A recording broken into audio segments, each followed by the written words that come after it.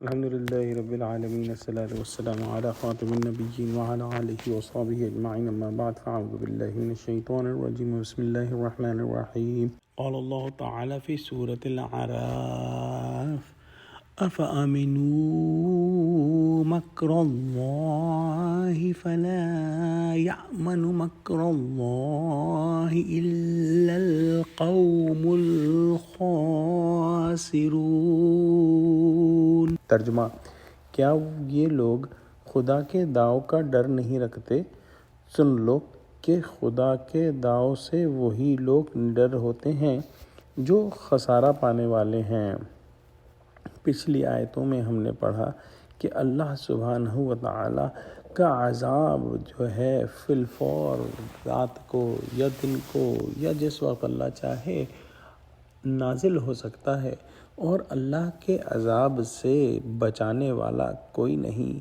جو لوگ رسولوں کو اور رسولوں کی دعوت کو جھٹلاتے رہے ہیں، ان کے ساتھ اللہ سبحانہ و تعالیٰ کا یہی قانون رہا ہے کہ وہ ننسیم منسیہ کر دیے جاتے تھے، مکمل طور پر ہلاک کر دیے جاتے تھے، کیونکہ وہ اپنی سوچ میں بہت طاقتور تھے۔ ان کے پاس تمام وسائل تھے، دنیاوی وسائل تھے، اور ان دنیاوی وسائل پر توکل کر کے وہ سمجھتے تھے کہ ہم محفوظ ہیں، لیکن اللہ سبحانہ و تعالیٰ کی جو داؤ ہے، اس کی جو چال ہے، اس کے آگے کسی قسم کے وسائل، کسی قسم کی ٹیکنالوجی، کسی قسم کی دولت کچھ ہے کام نہیں آ سکتی۔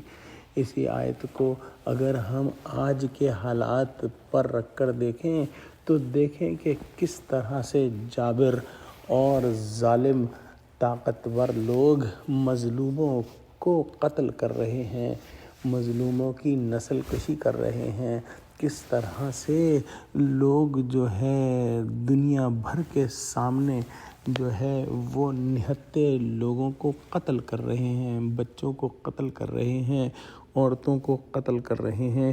ان کو یہ آیت پڑھواؤ، ان کو یہ آیت سناؤ کہ اللہ سبحانہ و تعالیٰ سے ڈریں، اللہ سبحانہ و تعالیٰ کے داؤ سے کوئی نہیں بچ سکتا۔ یہ فولادی ٹینک اور یہ جو ہے بحری جہاز کے بیڑے اور آسمانی جہاز اللہ سبحانہ و تعالیٰ کے داؤ کے آگے کچھ بھی نہیں ہیں۔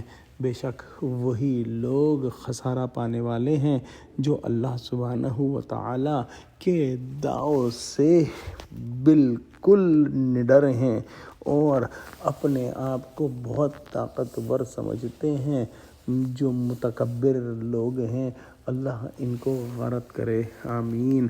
وآخر دعوانا الحمد للہ رب العالمین، والسلام علیکم ورحمۃ اللہ وبرکاتہ۔